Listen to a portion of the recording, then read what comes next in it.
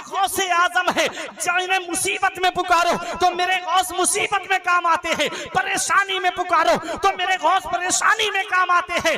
अगर तुमने गौसे आजम को सच्चे दिल से पुकारा है तो गौसे आजम अपने चाहने वालों के काम आते हैं। आला हजरत इमाम इश्क व मोहब्बत बरेली से पुकार के फरमाते हैं, नज़ा में, गोर में, मीज़ा में, सरे पुल पे कहीं न छूटे हाथ से दामाने मोहल्ला तेरा। ऐ मेरे मुरीद, ऐ मुझसे मोहब्बत करने वाले, मत डर, अल्लाह मेरा रब है। हमने कहा है गौसे आजम हम कहाँ ना डरे, हमारे यहाँ का तरीका तो ये है, हमारे यहाँ का उसूल तो ये है। अगर प्रधान जी कह दे मत डर तो मतलब है कि गांव गांव में मत डर। अगर चेयरमैन कह दे मत डर तो मतलब है कस्बे में मत डर। अगर विधायक कह दे मत डर तो मतलब है जिले में मत डर। MP MLA कह दे मत डर तो मतलब है जिले में मत डर। अगर CM कहे मत डर तो मतलब है सूबे में मत डर। अगर PM कहे मत डर तो मतलब है मुल्क में मत डर। एक गांव वाला दूसरे गांव वाले से तो डर सकता है, एक कस्बे वाला दूसरे कस्बे वाले से तो डर सकता है, एक तहसील वाला दूसरी तहसील वाले से तो डर सकता है, एक जिले वाला दूसरे जिले वाले से तो डर सकता है, एक सूबे वाला दूसरे सूबे वाले से तो डर सकता है, एक मुल्क वाला दूसरे मुल्क वाले से तो डर सकता है। ऐ गौसे आजम हम कहां ना डरे? क्या अपने गांव में ना डरे? क्या कस्बे और तहसील में ना डरे? क्या जिले में ना डरे? क्या सूबे मुल्क में ना डरे? कहां ना डरे? तो गौसे आजम की बारगाह से जवाब मिलता है, तुबूली फिस समाई वल अर्दो दुक्कत। ऐ मुझसे मोहब्बत करने वाले, जिस अब्दुल कादिर का दामन तूने पकड़ा है उसकी बुलंदी के झंडे आसमानों पर भी लहरा रहे हैं, जमीन पर भी लहरा रहे हैं। ना जमीन के ऊपर डरने की जरूरत है, ना जमीन के नीचे डरने की जरूरत है। जमीले कादरी पुकार के कहते हैं, मुरीदी ला तखफ, कहकर तसल्ली दी गुलामों को, कयामत तक रहे बेखौफ बंदा गौसे आजम का। खुदा के फजल से हम पर है साया गौसे आजम का, हमें दोनों जहां में है सहारा गौसे आजम। अल्हम्दुलिल्लाहि रब्बिल मशरिक़ैनि व रब्बिल मग़रिबैन वस्सलातु वस्सलामु अला सय्यदिल कौनैन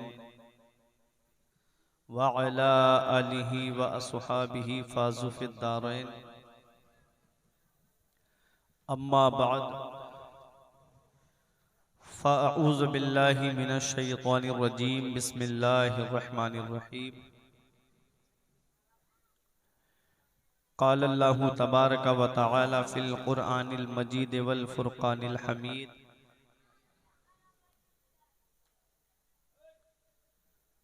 व अम्मा मा यनफ़उन नास फ़यमकुथु फ़िल अर्द। आमन्तु बिल्लाहि सदक़ल्लाहुल अज़ीम व सदक़ रसूलुहुन नबियुल अमीनुल करीम व नहनु अला ज़ालिका लमिनश शाहिदीन व शाकिरीन वल्हम्दुलिल्लाहि रब्बिल आलमीन।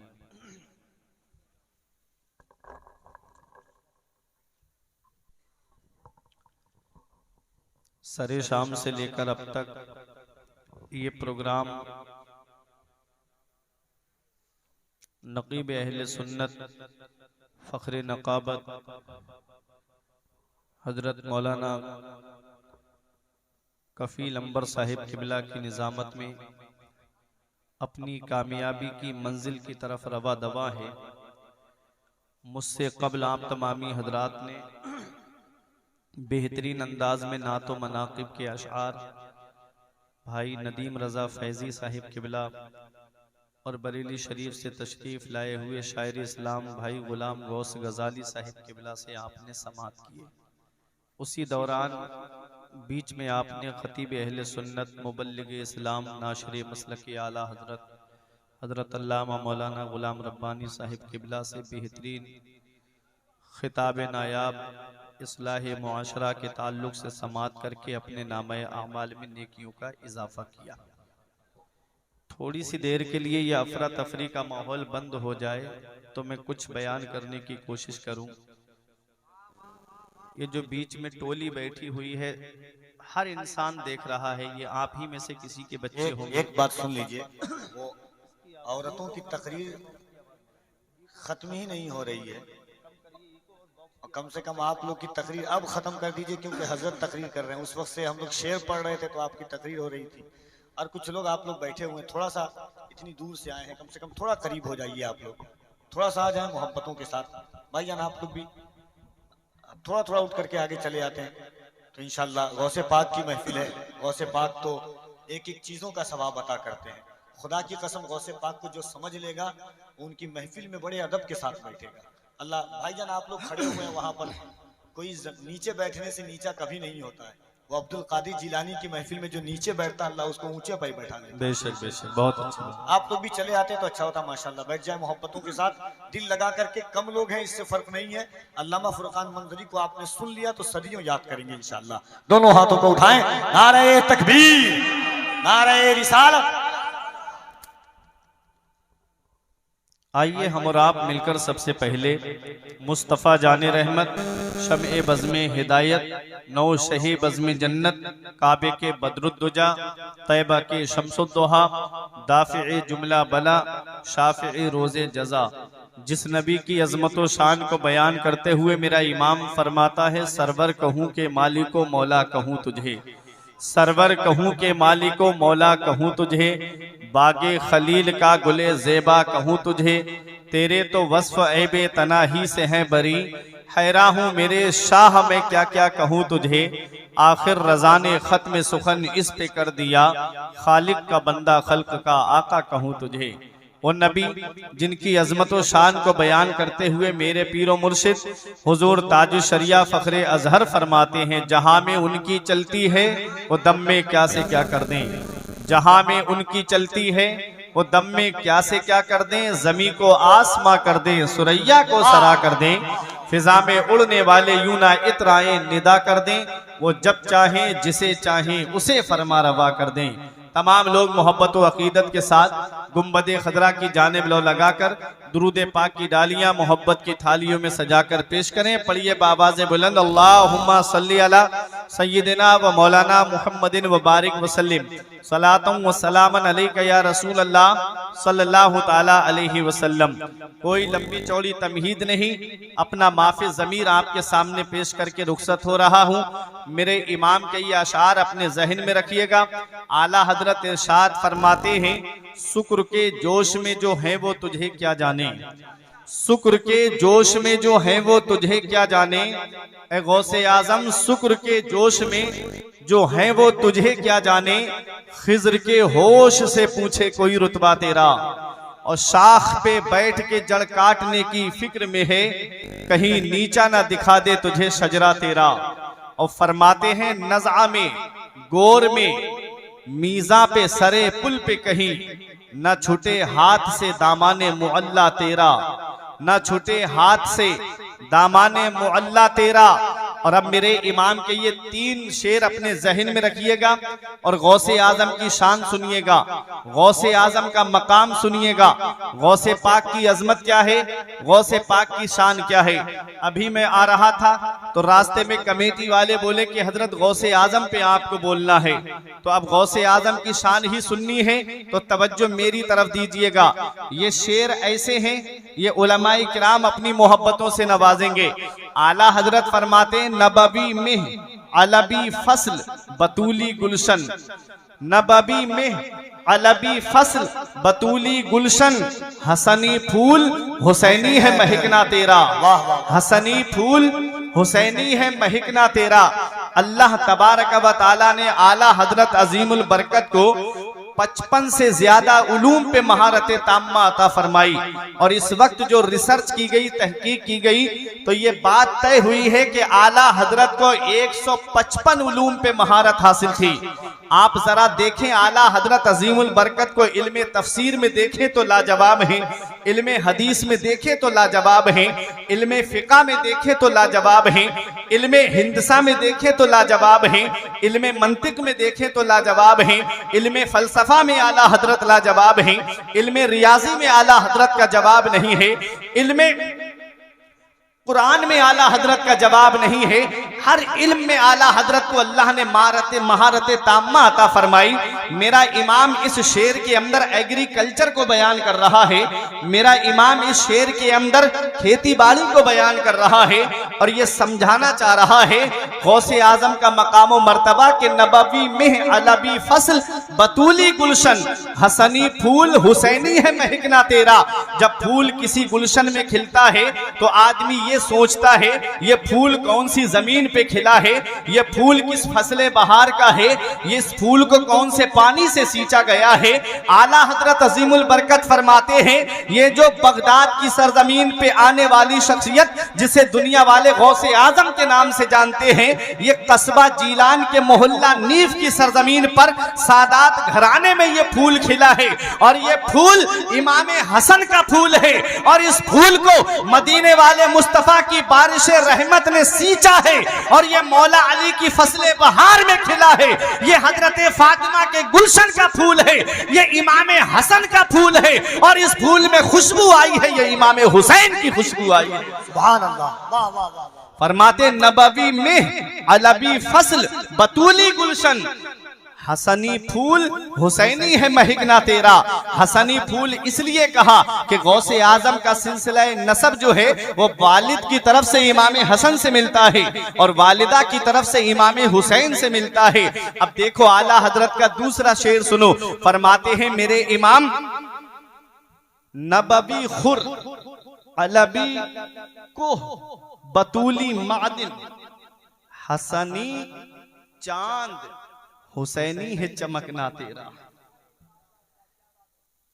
सूरज की जो रोशनी होती है ना वो उसकी अपनी जाती रोशनी होती है और चांद की रोशनी उसकी अपनी जाती रोशनी नहीं है बल्कि सूरज का अक्स पड़ता है तो चांद चमकता है। ये जो कस्बा जीलान के मोहल्ला नीफ में सादात घराने में जो सूरज तुलू हुआ है, चांद निकला है, इस चांद को रोशनी कहां से मिली है? इस चांद को रोशनी मदीने वाले मुस्तफा के खुर्शीद रिसालत की चमक से मिली है। और ये चांद जो है इसको जो चमक मिली है ये इमाम हसन की चमक है और इमाम हुसैन का इसमें उजाला है। फरमाते मेरे इमाम शुक्र के जोश में जो है वो तुझे क्या जाने, खिज्र के होश से पूछे कोई रुतबा तेरा। कौन गौसे आजम है? अब आओ जहन को करीब करो, गौसे पाक की सीरत मुकद्दसा को सुनते हुए चलो। गौसे पाक रजी अल्लाह ताला अन्हु एक रमजानुल मुबारक को पैदा हुए। गौसे पाक ने पैदा होते ही रोजा रखा और गौसे पाक ने 18 साल तक कस्बा जीलान के कुर्बो जवार में तालीम हासिल की है। गौसे पाक को इतना बड़ा मकाम कैसे मिला है? गौसे पाक को इतनी बड़ी अजमत कैसे मिली है? गौसे पाक को इतनी बड़ी शान कैसे मिली है? तो खुद मेरे गौस फरमाते हैं दरस्तुल इल्म हत्ता सिर्तो कुतबा, मैंने इल्म हासिल किया अल्लाह ने मुझे कुतुब बना दिया। पता चला सरदारी इल्म से मिलती है, बुलंद रुतबा इल्म से मिलता है, बुलंद मकाम इल्म से मिलता है, बुलंद अजमत इल्म से मिलती है, मकाम सुरैया इल्म से हासिल होता है। आज अगर तुम चाहते हो कि सरदारी तुम्हारे कदम को चूमे, अगर तुम चाहते हो कि कामयाबी का सेहरा तुम्हारे सर पे सजा दिया जाए तो आज भी तुमको तालीम हासिल करना पड़ेगी। सेक्टर ब्यूरो की रिपोर्ट के मुताबिक ये बात वाज़े हो चुकी है कि 95% मुसलमान तालीम याफ्ता नहीं है।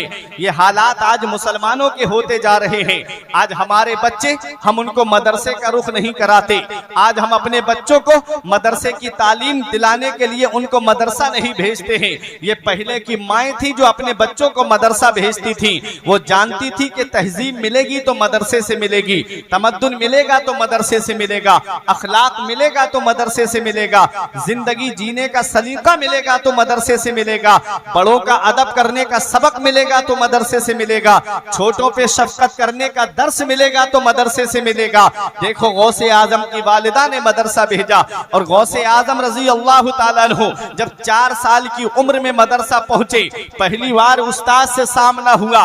उस्ताद ने कहा पढ़ो बेटा बिस्मिल्लाहिर्रहमानिर्रहीम। आपने बिस्मिल्लाह शरीफ को पढ़ा और आपने 17 पारे कुरान कुरान शरीफ की अपने उस्ताद को सुना दिए। उस्ताद हैरत से कहते हैं, बेटे अब्दुल कादिर और क्यों नहीं पढ़ते, अभी और पारे रह गए हैं। गौसे आजम कहते हैं, मेरी वालिदा 17 पारों की हाफिजा थी, मैंने अपनी माँ के शिकम में वो पारे सुनकर के याद कर लिए हैं। अल्लाह अकबर, ये गौसे आजम है, माँ के शिकम से 17 पारों के हाफिज पैदा हो रहे हैं। आप बच्चों के सामने गाली देते हो, आप कहते हो अभी मेरा बच्चा बोलता नहीं है, बच्चों के सामने बेहुदा बात, आप कहते हो कि बच्चा अभी मेरा कलाम नहीं कर पाता है। याद रखो, बच्चा जैसे मुआशरे में रहता है वो वैसे ही तरीके को अपनाता है, बच्चा जैसी सोसाइटी में रहता है बच्चा वैसी ही अदाओं को उनकी अपनाता हुआ चलता है। अगर बच्चे के सामने गालियां दोगे तो बच्चा गाली देता हुआ नजर आएगा, अगर बच्चे के सामने गाना गाओगे तो बच्चा गाना गाता हुआ नजर आएगा, अगर बच्चों के सामने फिल्में देखोगे तो बच्चे फिल्में देखते हुए नजर आएंगे। आप कहोगे मौलाना कोई दलील है, तो आओ मैं आपको एक मिसाल से समझाता हुआ चलूं। आपके मोबाइल में जो चिप पड़ती है, आपके मोबाइल में जो मेमोरी कार्ड होता है, आप उसे मोबाइल वाले की दुकान पे लेके जाएं या लैपटॉप वाले की दुकान पर लेकर के जाएं, आप उसमें अगर गाने अपलोड कराएंगे तो गाने बजेंगे, अगर उसमें फिल्में अपलोड कराएंगे तो फिल्में देखने को मिलेंगी, उसमें नाते अपलोड कराएंगे तो नाते सुनने को मिलेंगी, उसमें तकरीर अपलोड कराएंगे तो उसमें तकरीर आपको सुनने को मिलेगी।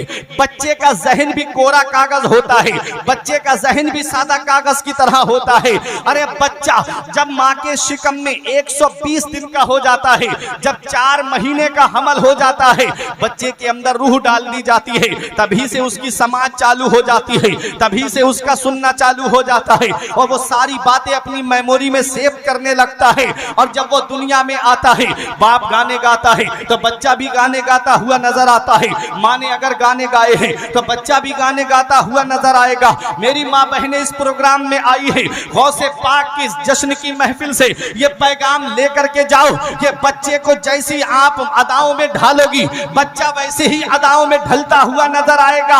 अगर बच्चों को आप कुरान की तिलावत करके परवान चढ़ाओगी तो बच्चे कुरान की तिलावत करते हुए नजर आएंगे, अगर नाते सुना करके उनको परवान चढ़ाओगी तो बच्चे नाते सुनाते हुए नजर आएंगे। अरे याद रखो, जब माँ कुरान पढ़ने वाली होती है तो बेटा भी कुरान पढ़ने वाला होता है।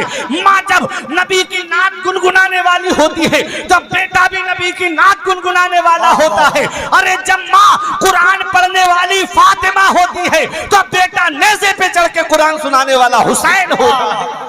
नारे तकबीर, नारे रिसालत, जश्न गौसे आजम अल्लामा मुफ्ती फुरकान मंजरी साहब किबला।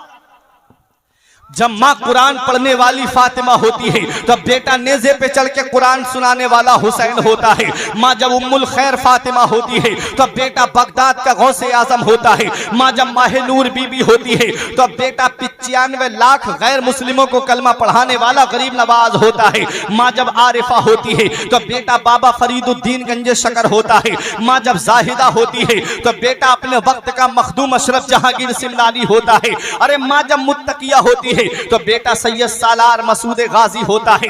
अरे माँ जब सत्र मुअल्ला होती है तो बेटा सैयद सालार मसूद गाजी होता है। अरे माँ जब मुत्तकिया होती है तो बेटा भी उसका परहेजगार होता है। अरे माँ जब आबिदा जाहिदा होती है तो बेटा अपने वक्त का मुजद्दिद आजम होता है। और माँ जब नेक होती है तो बेटा अपने वक्त का हुज्जतुल इस्लाम होता है। माँ जब तहज्जुद की पाबंद होती है तो बेटा अपने वक्त का मुफ्ती आजम होता है। अब आपकी मोहब्बत का इम्तिहान है। अरे माँ जब अपने जेवर रख करके मंजर इस्लाम के मुदर्रिसीन की तनख्वाह अदा कर दे तो उसके शिकम से जो बेटा पैदा होता है उसी बेटे को दुनिया वाले हुजूर ताजुल शरिया के नाम से जानते हैं। नारे तकबीर, नारे रिसालत, फैजाने खानदाने आला हजरत, रस्तानशीने मुफ्ती आजम, फैजाने हुजूर ताजे शरीयत। अरे माँ जब अपने जेवर राहे खुदा में खर्च करने के लिए दे दे और जो अपनी सारी रईसी को, जो अपनी सारी दौलत को मजहबे इस्लाम की खिदमत में लगा दे, उसी को दुनिया वाले मुजाहिदे मिल्लत के नाम से जानते हैं। माँ जब नेक होती है तो औलाद भी नेक होती है, माँ परहेजगार होती है तो औलाद भी परहेजगार होती है। देखो गौसे आजम की वालिदा ने अपने बेटे को मदरसा भेजा और गौसे आजम ने 18 साल तक कस्बा जीलान के कुर्बो जवार में तालीम हासिल की। उसके बाद आप मदरसे से आ रहे थे, रास्ते में एक बैल मिला, आपने उसकी पूंछ को पकड़ा। बैल इंसानी आवाज में बोला, अब्दुल कादिर तुम्हें खेलने के लिए पैदा नहीं किया है, अब्दुल कादिर तुम्हें किसी और काम के लिए पैदा किया है। अल्लाह अकबर। गौसे आजम ने देखा हाजियों का काफिला जा रहा है हज करने के लिए। आप अपनी वालिदा के पास आए, अम्मी इजाजत दे दो, मैं भी खाना काबा का तवाफ करने के लिए मांगी है, इसलिए मेरे लाल मैं तुझे रोक नहीं सकती। गौसे आजम की वालिदा ने यह नहीं कहा मेरे लाल, जरा सोचने की बात यह है, गौसे आजम की वालिदा की उम्र शरीफ जब 60 साल के करीब हो गई थी तब गौसे आजम पैदा हुए थे और आपके एक भाई 1 साल के बाद दूसरे भाई पैदा हुए थे। 2 भाई थे मेरे गौसे आजम। बड़े भाई का एक भाई का इंतकाल जवानी के आलम में हो गया था। सिर्फ गौसे आजम है जो अपनी माँ की खिदमत भी करने के लिए है, लेकिन माँ ने अपने बेटे को बुढ़ापे की आड़ न बनाया कि मेरे लाल तू मुझे बुढ़ापे में छोड़कर जा रहा है, जब मुझे तेरे सहारे की जरूरत है, जब मुझे तेरी सपोर्ट की जरूरत है। बेटे बुढ़ापे में मेरा कौन ख्याल रखेगा, बेटे बुढ़ापे में मेरी कौन तीमारदारी करेगा, बेटे बुढ़ापे में मेरी कौन मिजाज पुरसी करेगा। ये नहीं कहा गौसे आजम की वालिदा ने, बल्कि अपने बेटे की जुदाई का पत्थर अपने सीने पे रख लिया। माँ भी जानती है हो सकता है मैं अपने बेटे को ना देख सकूं, और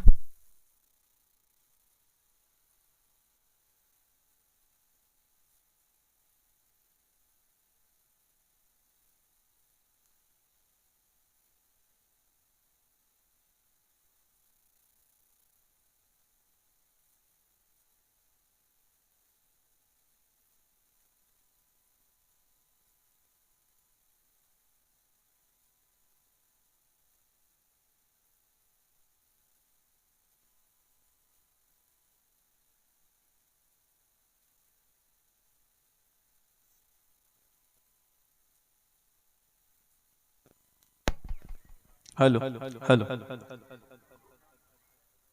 दुरूद पाक पढ़ें। अल्लाहुम्मा सल्ली अला सय्यिदिना व मौलाना मुहम्मदिन व बारिक वसल्लिम सलातुन व सलामन अलैका या रसूल अल्लाह सल्लल्लाहु अलैहि वसल्लम।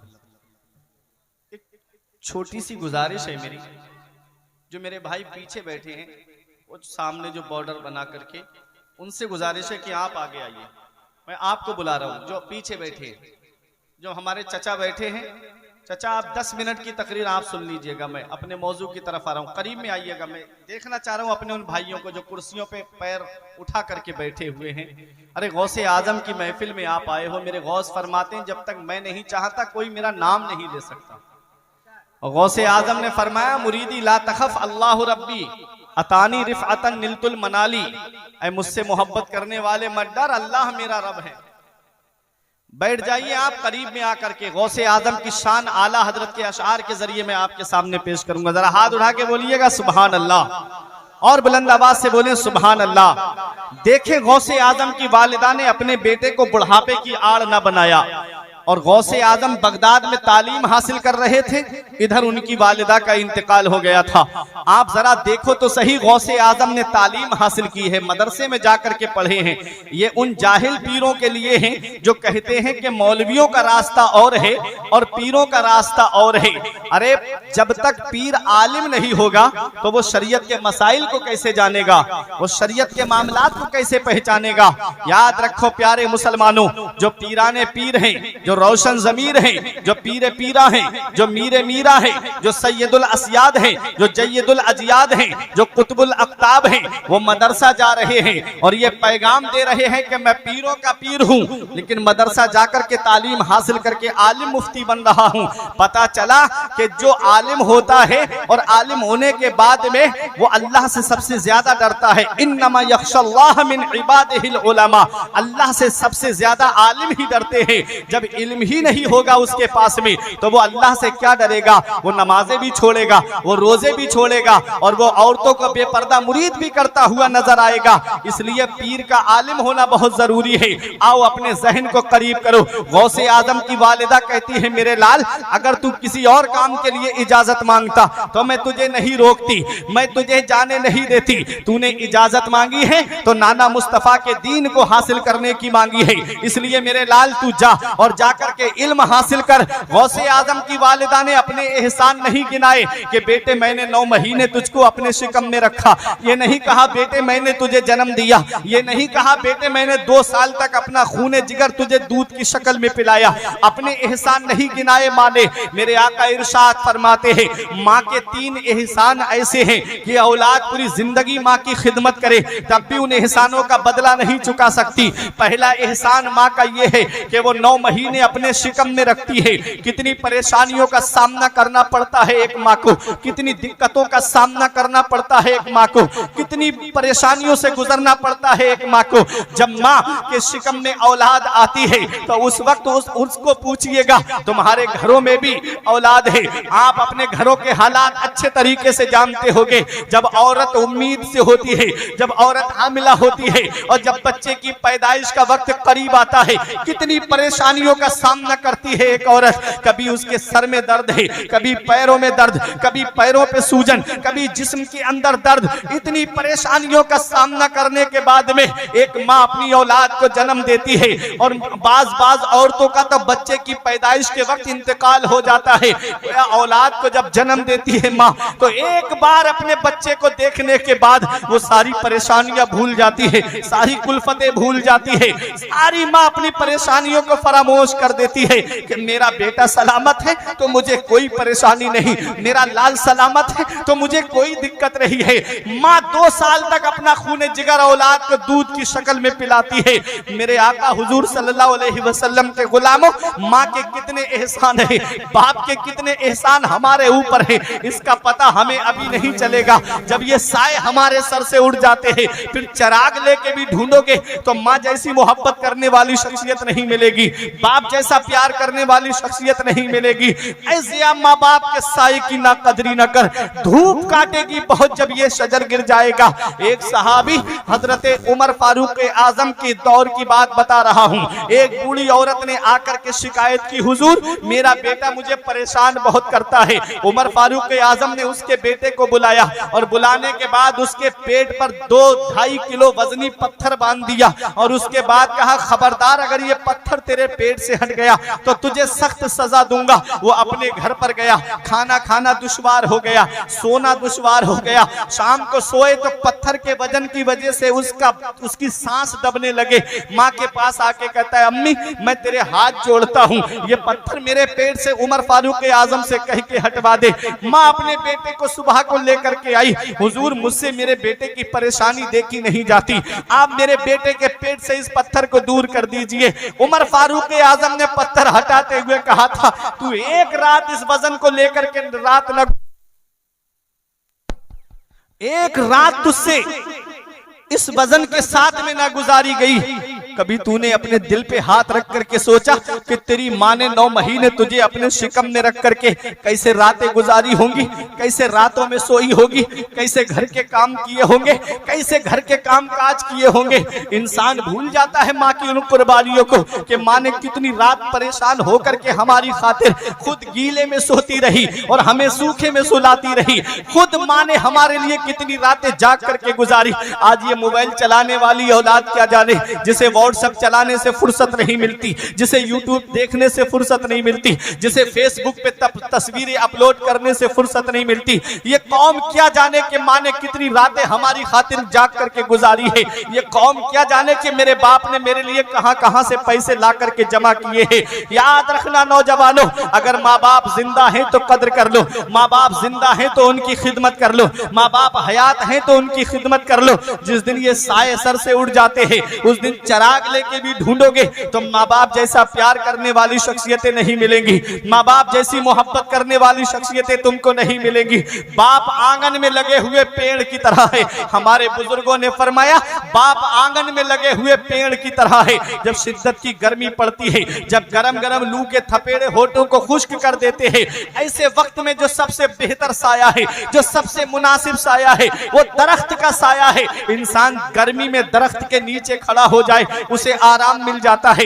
इंसान शिद्दत की गर्मी में पेड़ के नीचे बैठ जाए उसे आराम मिल जाता है। ऐ नौजवानों, याद रखना, हमारे बुजुर्गों ने फरमाया कि बाप आंगन में लगे हुए पेड़ की तरह है। जब शिद्दत की गर्मी पड़ रही हो तो दरख्त के पत्ते तोड़ करके देखना, उन पत्तों वो पत्ते ऊपर से गर्म होंगे लेकिन नीचे बैठने वाले को साया देते हैं, नीचे बैठने वाले को आराम पहुंचाते हैं। बाप आंगन में लगे हुए पेड़ की तरह है। खुद तो धूप में जलता रहता है लेकिन अपनी औलाद को साया पहुंचाता है। खुद तो धूप में जलता रहता है लेकिन अपनी औलाद को सुकून पहुंचाता है, अपनी औलाद को छांव पहुंचाता है। इसी को शायर ने कहा था, ऐ जिया माँ बाप के साये की ना कदरी न कर, धूप काटेगी बहुत जब ये शजर गिर जाएगा। बाप कितनी बड़ी अल्लाह की नेमत, इसका पता हमें तब चलता है जब बाप की चारपाई घर से उड़ जाती है। माँ अल्लाह की कितनी बड़ी नेमत, इसका पता हमें तब चलता है जब माँ की चारपाई हमारे घर से उड़ जाती है। फिर हम दुनिया में चिराग लेके भी ढूंढेंगे तो माँ बाप जैसा प्यार करने वाली शख्सियतें नहीं मिलेंगी। आज जिस दौर में हम जिंदगी गुजार रहे हैं ये मिलावटी दौर कहलाता है। आज आपको चीनी में भी मिलावट मिलेगी, आज आपको चावल में भी मिलावट मिलेगी, आज आपको घी में भी मिलावट मिलेगी, आज आपको तेल में भी मिलावट मिलेगी, आज खाने पीने की अशिया में भी आपको मिलावट मिलेगी। इस मिलावटी दौर में अगर बगैर मिलावट के कोई चीज है तो वो माँ बाप की मोहब्बत है, जिसमें कोई मिलावट नहीं होती है। जो अपने माँ बाप से सच्ची मोहब्बत करते हैं, माँ बाप अपनी औलाद से सच्चा प्यार करते हैं। ऐ मेरे प्यारे मुसलमानों, माँ बाप से सच्ची मोहब्बत करो, माँ बाप की मोहब्बत को अपने दिल के अंदर ऐसे बिठा लो। इसका पता हमें तब चलता है जब आदमी खुद बाप बनता है, जब खुद की औलाद होती है ना, तब पता चलता है कि बाप क्या होता है। आज हमारी औलाद बीमार पड़ जाए हम परेशान हो जाते हैं, आज हमारी औलाद को बुखार आ जाए हमारी रात की नींदें उड़ जाती है, आज हमारी औलाद को तकलीफ हो जाए हम जाकर के पास कूड़ा के डॉक्टर को दिखाते, वहां से फायदा नहीं होता। कोई कोलकाता लेकर के जाता है, वहां से फायदा नहीं होता। कोई दिल्ली एम्स वगैरह में लेकर के जाता है, क्या कहता है डॉक्टर साहब, ये बेटा मेरे बुढ़ापे का सहारा है, ये मेरा लाल मेरे बुढ़ापे का सहारा है। तो जमीन बिके तो बिक जाए, मकान बिके तो बिक जाए, प्रॉपर्टी बिके तो बिक जाए, सरमाया बिके तो बिक जाए, लेकिन मेरी औलाद को कुछ नहीं होना चाहिए। आज हमारी औलाद बीमार पड़ गई, हम परेशान हो गए, आज हमारे बच्चे को बुखार आ गया, हमारी रात की नींदें उड़ गई, हम चारपाई पे बैठ करके पूरी पूरी रात गुजार देते हैं। कभी दिल पे हाथ रख करके सोचा कि जब बचपन में हम बीमार पड़े थे तो हमारे बाप ने कितनी रातें हमारे सरहाने बैठ करके गुजारी, जब बचपन में हम बीमार हुए थे। आज जिस बूढ़े बाप की खांसी हमें अच्छी नहीं लगती, यही बूढ़ा बाप था जो हमें डॉक्टरों के पास लेकर के गया। आज जिस माँ का बोलना हमें अच्छा नहीं लगता, यही हमारी बूढ़ी माँ है जो अपनी चादर सर्दी में हमें उड़ा करके डॉक्टरों के पास लेकर के गई। खुद तो सर्दी में ठिठरती रही लेकिन अपनी औलाद को सर्दी लगने नहीं दी। आज उन्हीं माँ बाप की कुर्बानियों को हम भूल गए, आज वही माँ बाप के एहसानात को हमने फरामोश कर दिया। मौलाना रूम फरमाते हैं, पहली मोहब्बत है माँ बाप की जो दुनिया में बदला मांगती है। अगर तुमने अपने माँ बाप के साथ भलाई की तो तुम्हारी औलाद तुम्हारे साथ भलाई करेगी। अगर तुमने अपने माँ बाप के साथ भलाई नहीं की तो बुढ़ापे में ये उम्मीद लगा करके मत बैठना कि तुम्हारी औलाद तुम्हारा सहारा बन जाएगी। अरे बुढ़ापा क्या, जवानी क्या, ये बचपन बांट लेते हैं। न होकर दिल में गुंजाइश तो आंगन बांट लेते हैं। नहीं मंजूर हिस्से में किसी बेटे को अपनी माँ, मगर आपस में बूढ़ी माँ के कंगन बांट लेते हैं। अल्लाह अकबर। बूढ़ा बाप ने हमारे लिए किया क्या है, बाप ने कितनी कुर्बानियां हमारे लिए दी है, बाप ने कितनी रातें हमारे लिए जाग करके गुजारी है। इन बूढ़े बापों को आप देख लिया करो, इनके हाथ अपने हथेली पे रख करके देख लिया करो। एक दिन मैंने अपने वालिद साहब से पूछा, अब्बा मेरे हाथ की लकीरें नजर आ रही हैं, आपके हाथ की लकीरें कहां चली गई? तो एक जवाब दिया था, बेटा तुम्हारी तकदीर बनाते बनाते हमारे हाथ की लकीरें मिट गई। बाप क्या नहीं करता है अपनी औलाद के लिए, बाप कौन सी कुर्बानी नहीं देता अपनी औलाद के लिए। अरे ये 3 साल के लिए सऊदी जाने वाला ये एक बाप ही तो है। ये कभी तुम्हें लगे मेरे बाप ने मेरे लिए क्या किया है, तो चले जाया करो शहर और कस्बे की तरफ, रात में देखो जाकर के पासकूड़ा की तरफ, ये रात में 3-3 बजे ऑटो रिक्शा लेकर के चलाने वाला ये एक बाप ही तो है। रात में 3-4 बजे के वक्त में ये नदीम फैजी साहब से पूछिएगा उस वक्त में कैसी शिद्दत की नींद आती है। औलाद तो मोबाइल चला करके आराम से सो रही है और बाप है कि बस का ड्राइवर बन करके रात में 3 बजे बस लेकर के खड़ा है, जान हथेली पे लेकर के खड़ा है। ये बस चलाने वाला एक बाप ही तो है, ये ट्रक चलाने वाला एक बाप ही तो है, ये ऑटो रिक्शा चलाने वाला एक बाप ही तो है, ये दूसरों के खेतों में काम करने वाला एक बाप ही तो है। औलाद तो घर में मोबाइल चला रही है और बाप 3-3 मंजिल पे सर पे ईंटें लेकर के चल रहा है, ये एक बाप ही तो है। ये बाप क्या नहीं करता अपनी औलाद के लिए, बाप कौन सी कुर्बानी नहीं देता अपनी औलाद के लिए। याद रखना प्यारे मुसलमानों, धूप कैसी भी हो साया नहीं खोने देता, धूप कैसी भी हो साया नहीं खोने देता, राह कैसी भी हो बेबस नहीं होने देता। बेच के अपना लहू चाहे वो रोटी लाए, बाप औलाद को भूखा नहीं सोने देता। बेच के अपना लहू चाहे वो रोटी लाए, बाप औलाद को भूखा नहीं सोने देता। बाप कितनी कुर्बानियां देता है अपनी औलाद के लिए, इसका पता हमें तब चलता है जब हम खुद बाप बनते हैं। जब खुद की औलाद होती है ना, तब पता चलता है कि मेरे बाप ने मेरे लिए कितनी रातें गुजारी होंगी, मेरे बाप ने कितनी परेशानियां सही होंगी मेरी खातिर। एक दिन मैं प्रोग्राम से घर पे गया, रात में 3 बजे के वक्त बेटे को बुखार आया, हल्की सी आंख लग गई थी, मुझे जगाया गया कि बेटे को बुखार है। मैं उठ के बैठ गया, आंखों की नींद उड़ गई, दवा खिलाई, बच्चा तो सो गया आराम से, लेकिन मुझे नींद नहीं आई। कहा सो जाओ, मैंने कहा नींद नहीं आ रही है। फिर मैं सोचने लगा, फुरकान आज एक रात के लिए हमारे बेटे को बुखार आ गया, हमारी रात की नींदें उड़ गई, हमारे बाप ने हमारे लिए कितनी रातें जाग करके गुजारी होंगी, जब हम बीमार पड़े होंगे हमारे बाप ने हमारे लिए कितनी रातें कुर्बान की होंगी। आज बाप के उन एहसानों को हम भूल गए। बाप बुढ़ापे की दहलीज पे पहुंचा, हमने उनका बिस्तर घर से बाहर कर दिया, खुद के कमरे में एसी लगाए, खुद के कमरे में कूलर चल रहा है, जाड़ों में गर्म हीटर का इंतजाम, और माँ बाप हैं कि हाथ वाले पंखे से हवा करके अपनी शब रोज गुजार रहे हैं। माँ बाप हैं कि टीनों में रह करके जिंदगी गुजार रहे हैं। माँ बाप हैं कि झोपड़ियों में रह करके अल्लाह का शुक्र अदा कर रहे हैं। क्या इसी दिन के लिए माँ बाप ने औलाद को जवान किया था? क्या इसी दिन के लिए माँ बाप ने औलाद को पाला था? क्या इसी दिन के लिए माँ बाप ने अपनी रातों की नींदें कुर्बान की थी कि जब वो बुढ़ापे की दहलीज पे पहुंचे तो उनका बिस्तर घर से बाहर कर दिया जाए? कौन सा मुंह लेके जाओगे महबूबे दावर के सामने? कौन सा चेहरा लेकर जाओगे शाफ़े महशर के सामने? कयामत के दिन मेरे नबी ने तुमसे पूछ लिया कि बुढ़ापे में माँ बाप की दौलत मिली थी, क्या करके आए? क्या कहोगे? उनका बिस्तर घर से बाहर करके आए। नई नवेली दुल्हन के कदम घर में क्या घुसे, माँ बाप का बिस्तर घर से बाहर। याद रखना प्यारे मुसलमानों, बीबी की जन्नत शौहर की फर्माबरदारी में है और शौहर की जन्नत उसके माँ बाप की फर्माबरदारी में है। बीबी को उसका हक दो, क्योंकि वो बाप का आंगन छोड़ के आई है तो तुम्हारे लिए, वो माँ की ममता छोड़ के आई है तो तुम्हारे लिए, वो बहनों का साथ छोड़ के आई है तो तुम्हारे लिए, वो भाइयों का साथ छोड़ के आई है तो तुम्हारे लिए। आज आप 1 महीने के लिए मेरे घर पे नहीं रुक सकते। आप कहोगे मौलाना घर वालों की याद आती है, और वो अपना सब कुछ छोड़ करके एक अनजान आदमी के साथ निकाह के जरिए आकर के कई महीने तक उसके साथ में जिंदगी गुजारती है। हमको और बीबी को उसका हक देना है और माँ बाप को उनका हक देना है। माँ बाप अल्लाह की बहुत बड़ी नेमत, माँ बाप अल्लाह की कितनी बड़ी नेमत है इसका पता हमें तब चलता है जब ये साए हमारे सर से उड़ जाते हैं। फिर हम चिराग लेके भी ढूंढते हैं तो माँ बाप जैसा प्यार करने वाली शख्सियतें हमें नहीं मिलेंगी, माँ बाप जैसी मोहब्बत करने वाली शख्सियतें हमें नहीं मिलेंगी। इसी को शायर ने कहा था कि वक्त ठुकरा देगा एक दिन मेरी सारी ये कुर्बानियां, दामने उम्मीद में फकत नाकामियां रह जाएंगी। शादियों के बाद बेटे तो अलग हो जाएंगे, बाप के हाथों में फकत बैसाखियां रह जाएंगी, बाप के हाथों में फकत बैसाखियां रह जाएंगी। और बुढ़ापा क्या जवानी क्या ये बचपन बांट लेते हैं, न होकर दिल में गुंजाइश तो आंगन बांट लेते हैं।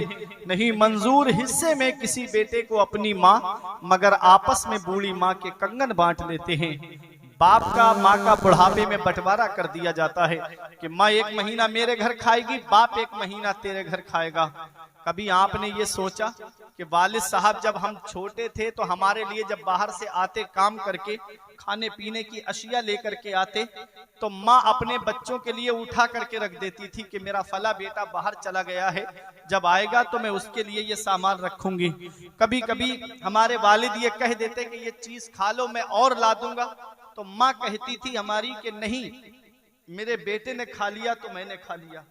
हम इन कुर्बानियों को भूल गए, हम माँ बाप के इन एहसानात को भूल गए। याद रखना प्यारे मुसलमानों, ये एक पैगाम देकर के जा रहा हूं नौजवानों, अगर माँ बाप जिंदा हैं तो कद्र कर लो, माँ बाप जिंदा हैं तो उनकी खिदमत कर लो। और अगर माँ बाप का इंतकाल हो गया है तो जुमे के दिन जाकर के माँ की या बाप की कब्र की जियारत कर लो। आका इरशाद फरमाते हैं ऐसा है जैसे उसने अपनी माँ की जिंदगी में जियारत की, ऐसा है जैसे उसने अपने बाप की हयात में जियारत की। मेरे आका की बारगाह में यमन के नौजवान सहाबी आए और आके अर्ज करते या रसूल अल्लाह, मैं यमन से आया हूँ, अब जितनी जिंदगी बची है मदीने में गुजारूंगा, अब मैं वापस यमन जाना नहीं चाहता। ये नौजवानों बहुत अहम पैगाम दे रहा हूँ। मेरे आका ने इरशाद फरमाया हल लका अबवाया, क्या तुम्हारे माँ बाप जिंदा हैं, क्या तुम्हारे माँ बाप हयात हैं? सहाबी ने अर्ज किया हाँ या रसूल अल्लाह, माँ बाप तो जिंदा हैं। नबी ने इरशाद फरमाया क्या इजाजत लेके आए हो, क्या उनसे पूछ करके आए हो? अर्ज किया हाँ या रसूल अल्लाह, पूछ के भी आया हूँ। मेरे नबी ने इरशाद फरमाया क्या तुमने ये बताया कि अब उनका बेटा वापस नहीं आएगा? अर्ज किया हाँ या रसूल अल्लाह, मैंने ये भी बताया है कि अब उनका बेटा वापस नहीं आएगा। पहले ये समझो कि सहाबी आए कहाँ है? मदीने शरीफ में। और मदीने की सरजमीन वो सरजमीन है जिसके बारे में आका फरमाते हैं जिससे हो सके मदीने में मरे तो वो मदीने ही में मरे, क्योंकि जो मदीने में मरेगा मैं उसकी शफाअत करूंगा। आला हजरत फरमाते तैबा में मर के ठंडे चले जाओ आंखें बंद, सीधी सड़क ये शहरे शफाअत नगर की है। उस मदीने में सहाबी आए हैं जिसके बारे में अल्लामा हसन फरमाते न हो आराम जिस बीमार को सारे जमाने से उठा ले जाए थोड़ी खाक उनके आस्ताने से। उस मदीने में सहाबी आए हैं जिसके बारे में मुफ्ती आजम ने फरमाया पयाम लेके जो आई सबा मदीने से, मरीजे इश्क की लाई दवा मदीने से, तमाम शाहो गदा पल रहे हैं जिस दर से, मिली जहान को रोजी सदा मदीने से। उस मदीने में सहाबी आए हैं जिसके बारे में ताजुश शरिया ने फरमाया मदीना ऐसा गुलशन है जो हर गुलशन की जीनत है, बहारे बागे जन्नत भी मदीना की बदौलत है। मदीना छोड़कर जन्नत में कोई जा नहीं सकता, मदीने से मोहब्बत है तो जन्नत की जमानत है। उस मदीने में सहाबी आए हैं कि तजल्लियों की अजब है फिजा मदीने में, निगाहे शौक की है इंतहा मदीने में, गमे हयात ना खौफे कजा मदीने में, बराहे रास्त है राहे खुदा मदीने में। उस मदीने में सहाबी आके अर्ज करते या रसूल अल्लाह, अब मैं वापस जाना नहीं चाहता। तो मेरे आका इरशाद फरमाते क्या माँ बाप जिंदा है, क्या माँ बाप हयात है? अर्ज किया हाँ या रसूल अल्लाह, माँ बाप जिंदा है। फरमाया क्या इजाजत लेके आए हो? अर्ज किया हाँ या रसूल अल्लाह, मैं पूछ के आया हूँ। नबी इरशाद फरमाते हैं जब तुमने अपने माँ बाप से इजाजत ली तो उनको ये बता के आए हो कि अब उनका बेटा वापस नहीं आएगा? तो सहाबी अर्ज करते हैं हाँ या रसूल अल्लाह, मैं अपने माँ बाप को ये बता के आया हूँ कि अब मैं जा रहा हूँ, जितनी जिंदगी बची है मदीने में गुजारूंगा, अब आपका बेटा वापस नहीं आएगा। नबी इरशाद फरमाते हैं जब तुमने ये कहा कि अब उनका बेटा वापस नहीं आएगा तो उनकी हालत कैसी कैसी थी, वो हंस रहे थे कि रो रहे थे? सहाबी की आंखों में आंसू आ गए। अर्ज करते हैं या रसूल अल्लाह, जब मैंने ये कहा कि अब उनका बेटा वापस नहीं आएगा तो मेरे माँ बाप गले लग के फूट फूट करके रो रहे थे, माँ बाप आंसू बहा करके रो रहे थे।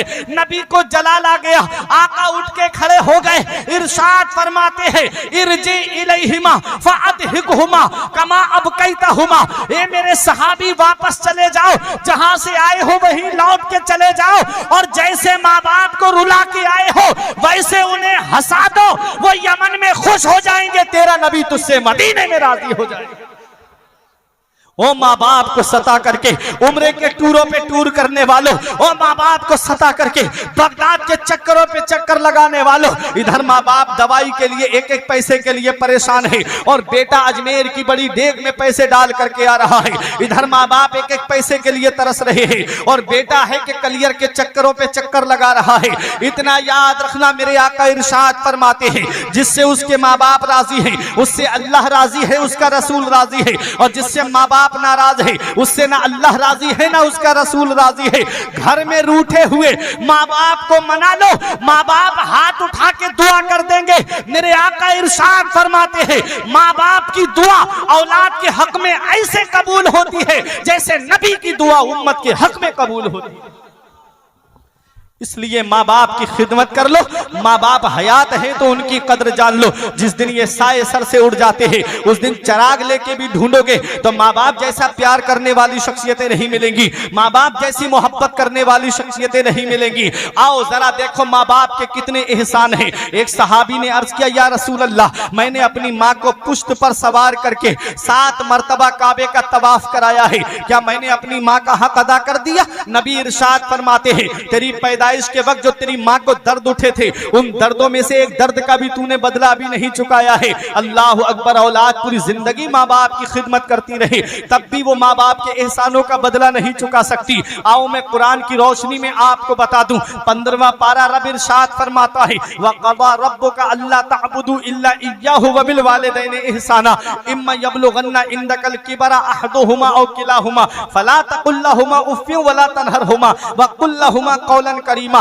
वक़्फ़िद लहुमा ज़नाह ज़ुल्ल मिनर रहमा वक़ुर रब्बिरहमहुमा कमा रब्बयानी सगीरा। 15वां पारा रब इरशाद फरमाता है हुक्म दिया तेरे रब ने कि अपने रब के सिवा किसी की बंदगी ना करो और अपने माँ बाप के साथ भलाई करो, अपने माँ बाप के साथ हुस्ने सुलूक करो। कब माँ बाप के साथ हुस्ने सुलूक करना है? कुरान कहता है इम्मा यबलुगन्ना इंदकल किबरा अहदुहुमा औ किलाहुमा, जब वो दोनों बुढ़ापे को पहुंच जाएं या उनमें का कोई एक बुढ़ापे को पहुंच जाए फला तकुल्लाहुमा उफ, तो उन्हें उफ भी मत कहना।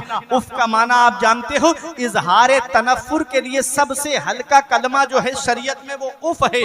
कुरान ने उस पे भी रोक लगा दी कि अपने माँ बाप के लिए उफ भी मत कहना। अल्लामा फखरुद्दीन राजी अलैहि रहमत तफसीर कबीर में उफ का माना बयान करते हुए फरमाते हैं कि माँ बाप में से किसी के फोड़ा निकल आए और उससे मवाद बहने लगे, उससे पीप बहने लगे और औलाद को जुबान से साफ करना पड़े, जुबान से चाट करके साफ करना पड़े, उस वक्त जो उफ की कराहियत आती है अंदर से, शरीयत ने उस पे भी रोक लगा दी। कुरान ने उस पे भी रोक लगा दी कि ये उफ की भी आवाज नहीं आनी चाहिए। अल्लाह अकबर, माँ बाप जब बुढ़ापे को पहुंच जाएं तो उनसे उफ भी नहीं कहना है। वक़ुल लहुमा क़ौलन करीमा, जब भी बोलना तो मोहब्बत के साथ बोलना, जब भी बोलना तो प्यार के साथ बोलना। और देखो कुरान में रब फरमाता है अपने माँ बाप के लिए मेहरबानी का बाजू बिछाओ और ऐसे दुआ करो माँ बाप के लिए, ए अल्लाह मेरे माँ बाप पे ऐसा रहम फरमा जैसा बचपन में उन्होंने मेरे ऊपर रहम किया था। अल्लाह अकबर, कुरान हमें पैगाम दे रहा है कि हमें माँ बाप से बात कैसे करनी है। कुरान हमें पैगाम दे रहा है कि हमें माँ बाप की खिदमत कैसे करनी है। कुरान हमें दर्स दे रहा है कि माँ बाप की हमें कैसे खिदमत करनी है, कैसा उनके साथ में हुस्ने सुलूक करना है। तो ऐ मेरे प्यारे मुसलमानों, गौसे आजम की वालिदा सारे हुकूक जानती थी और गौसे आजम भी अपनी वालिदा के सारे हुकूक जानते थे, लेकिन माँ तो माँ है जिसने औलाद की जुदाई का पत्थर अपने सीने पे रखा, लेकिन अपने बेटे को बगदाद जाने से रोका नहीं। फरमाया जा मेरे लाल, तू बगदाद जाना चाहता है तो मैं तुझे रोक नहीं सकती, जा और नाना की शरीयत को हासिल कर। गौसे आजम बगदाद में आए और आपने तालीम हासिल की और कितना इल्म हासिल किया गौसे आजम ने। आओ जरा देखो, आओ तारीख का मुताला करो। गौसे आजम कितने बड़े आलिम बने। अपने वक्त के मुफ्ती आजम थे गौसे आजम, अपने वक्त के मुहद्दिस आजम थे गौसे आजम। गौसे आजम ने इतना इल्म हासिल किया कि आपने 40 साल मदरसे में बैठ करके पढ़ाया है। अब इन उलमा की दुआएं लेकर के गौसे आजम ने 40 साल मदरसे में बैठ करके पढ़ाया है और हर साल आपके मदरसे से 3000 तालिबे इल्म अपने वक्त के बेहतरीन आलिम फाजिल बन करके निकलते थे। 1,20,000 उलमा गौसे आजम ने इस उम्मत को अता फरमाए हैं। 1,20,000 आलिम गौसे आजम ने इस कौम को अता फरमाए हैं। ये गौसे आजम का इल्मी मकाम है। आप मदरसे में बैठ करके एक एक दिन में 13 उलूम पढ़ाते थे। आदमी एक सब्जेक्ट में PhD कर लेता है, 2-3 सब्जेक्ट पढ़ करके आदमी BA MA कर लेता है। गौसे आजम की जरा शान देखिए, आप मदरसे में बैठ करके एक दिन में आप 13 उलूम पढ़ाया करते थे। आप इल्मे तफसीर में देखो तो लाजवाब है, आप इल्मे हदीस में देखो तो लाजवाब है। गौसे पाक की अजमत और शान मुलाहिजा कीजिए, गौसे आजम का मकाम और मर्तबा देखिए। मेरे गौसे आजम की करामतें हम सुनते हैं कि गौसे आजम ने मुर्दे को ठोकर मारी और मुर्दा जिंदा हो गया। हम गौसे आजम की करामतें सुनते हैं। ये करामतों का जो मामला है ये तो गौसे आजम का हद तबातुर को पहुंच गया है। वहाबियों का बहुत बड़ा सरगना इब्ने तैमिया खुद लिखता है, कहता है गौसे आजम की करामतें हद तबातुर को पहुंच गई है। जरा सोचो तो सही गौसे आजम का मकाम और मर्तबा। गौसे पाक खुद फरमाते हैं, दरस्तुल इल्म हत्ता सिरतु कुतबा, मैंने इल्म हासिल किया, अल्लाह ने मुझे कुतुब बना दिया। फिर वो मकाम मिला गौसे आजम को, वो शान मिली गौसे आजम को, वो अजमत मिली गौसे आजम को कि आपने बगदाद की जामा मस्जिद से ऐलान किया, कदमी हाज़िही अला रग़बत कुल्ले वलील्लाह, कि मेरा ये कदम तमाम औलिया अल्लाह की गर्दन पर है। इस गौसे आजम के इस फरमान को सुन करके जितने औलिया किराम उस मजलिस में मौजूद थे सब ने अपने कदमों को झुका दिया। वो औलिया, कुछ औलिया किराम पहाड़ों में इबादत और रियाजत में मशगूल थे, वहीं से आवाज सुनी और वहीं से आपने गौसे आजम के अदब व एहतराम के लिए अपनी गर्दन को झुका दिया।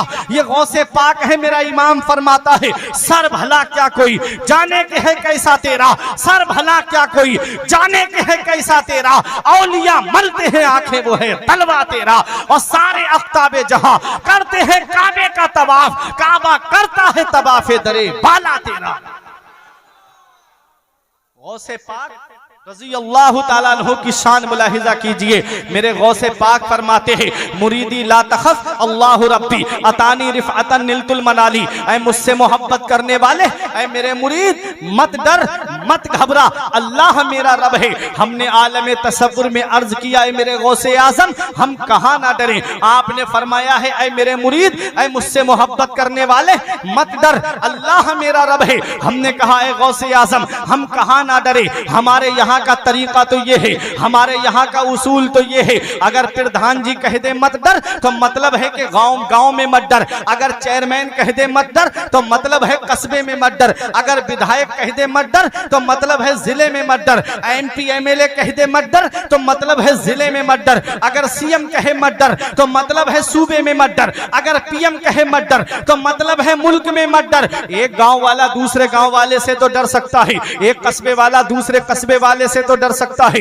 एक तहसील वाला दूसरी तहसील वाले से तो डर सकता है, एक जिले वाला दूसरे जिले वाले से तो डर सकता है, एक सूबे वाला दूसरे सूबे वाले से तो डर सकता है, एक मुल्क वाला दूसरे मुल्क वाले से तो डर सकता है। ऐ गौसे आजम हम कहाँ ना डरे, क्या अपने गांव में ना डरे, क्या कस्बे और तहसील में ना डरे, क्या जिले में ना डरे, क्या सूबे मुल्क में ना डरे, कहाँ ना डरे। तो गौसे आजम की बारगाह से जवाब मिलता है, तुबूली फिस समाई वल अर्दो दुक्कत, ऐ मुझसे मोहब्बत करने वाले, जिस अब्दुल कादिर का दामन तूने पकड़ा है उसकी बुलंदी के झंडे आसमानों पर भी लहरा रहे हैं, जमीन पर भी लहरा रहे हैं। न जमीन के ऊपर डरने की जरूरत है, न जमीन के नीचे डरने की जरूरत है। जमीले कादरी पुकार के कहते हैं, मुरीदी ला तखफ, कहकर तसल्ली दी गुलामों को, कयामत तक रहे बेखौफ बंदा गौसे आजम का। खुदा के फजल से हम पर है साया गौसे आजम का, हमें दोनों जहां में है सहारा गौसे आजम। हाँ हमें दोनों जहां में है सहारा गौसे आजम का। मेरे गौस फरमाते हैं वह अलकई तो सिर्री फौका महतिन लकामा बेकुदरतिल मौला ताली। अगर मैं अपना रास किसी मुर्दे पे डाल दूं तो मुर्दा अल्लाह की कुदरत से उठ करके खड़ा हो जाए। मेरे गौस फरमाते हैं अगर मैं अपना राज समंदर पर डाल दूं तो वो खुश्क हो जाए। मेरे गौस फरमाते हैं अगर मैं अपना राज पहाड़ों पर डाल दूं तो पहाड़ रेजा रेजा हो जाए। ये गौसे आजम फरमा रहे हैं। नाम मेरा अब्दुल कादिर है, मुझे मुहियुद्दीन कहते हैं। कौन गौसे आजम है? गौसे पाक कैसे अपने चाहने वालों की मदद करते हैं। मेरे गौस फरमाते हैं मैं वहां हूं जहां सूरज निकलता है, मुझसे मोहब्बत करने वाला वहां हो जहां सूरज डूबता है। वो अब्दुल कादिर को मदद के लिए पुकारता है। गौसे पाक फरमाते मैं उसकी मदद के लिए पहुंच जाता हूं। अब आप कहोगे मौलाना कोई दलील है तुम्हारे पास? तो आज भी हमारे सामने एक ऐसे आलिम मौजूद है। अब उनकी उम्र जो है वो 50 से ऊपर हो गई है, उनकी उम्र बहुत ज्यादा हो चुकी है। लेकिन आओ मैं आपको उन आलिम साहब की बात बताता हूं। देखो हमारे गौस कैसे हमारे काम आते हैं। बड़ी बड़ी परेशानियों में फंस जाए तो गौसे आजम काम आते हैं, मुसीबतों में फंस जाए तो गौसे आजम काम आते हैं। अपना रिश्ता गौसे आजम की बारगाह से मजबूत कर लो। जहां पर बाप बेटे के काम नहीं आता, जहां रिश्तेदार रिश्तेदार के काम नहीं आते, जहां अजीजो अकारिब अपने अजीजो अकारिब के काम नहीं आते हैं, वहां बगदाद के गौसे आजम अपने चाहने वालों के काम आते हैं। वहां बगदाद के गौसे आजम काम आते हैं। देखो गौसे पाक कैसे मदद फरमाते हैं, गौसे पाक अपने चाहने वालों की कैसे मदद फरमाते हैं। खुद मेरे गौस ने फरमाया नजर तो इला बिलादिल्लाही जमा का खरदलतिन अला हुक्म इत्तिसाली। मैं अल्लाह के तमाम शहरों को ऐसे देख रहा हूं जैसे अपनी हथेली पर राई के दाने को देख रहा हूं। आपका बैठना गौसे आजम की नजर से पोशीदा नहीं है, उनका खड़ा होना गौसे आजम की नजर से पोशीदा नहीं है। मेरे गौस बगदाद में लेटे लेटे पूरी दुनिया को ऐसे देख रहे हैं जैसे अपनी हथेली पर राई के दाने को देख रहे हो।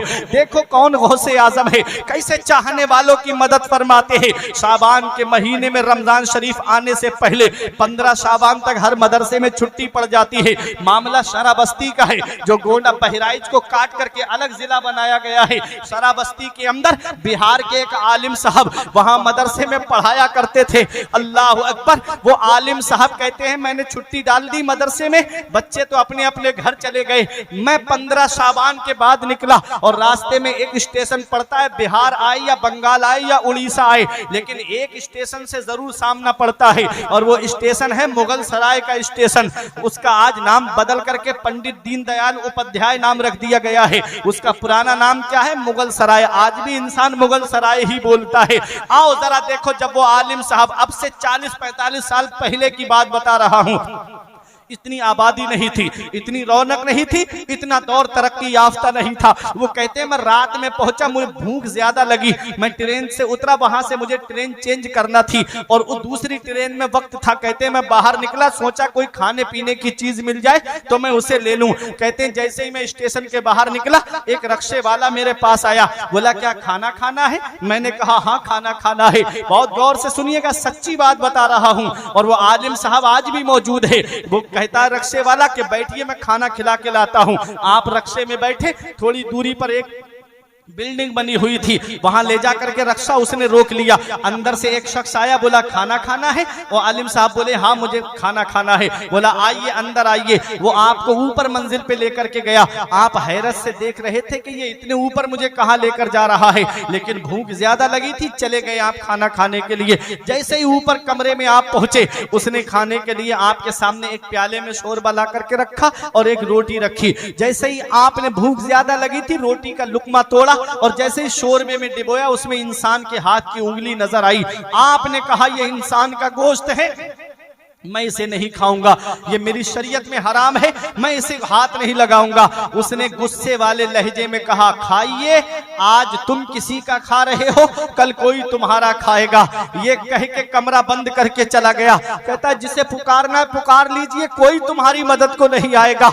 आलिम साहब कहते हैं मेरा दिल टूट गया और मैंने बगदाद की तरफ रुक करके कहा है मेरे गौस, आपने फरमाया मैं वहां हूं जहां सूरज निकलता है, मुझसे मोहब्बत करने वाला वहां हूं जहां सूरज डूबता है। अगर वो अब्दुल कादिर को मदद के लिए पुकारे तो अब्दुल कादिर उसकी मदद के लिए पहुंच जाता है।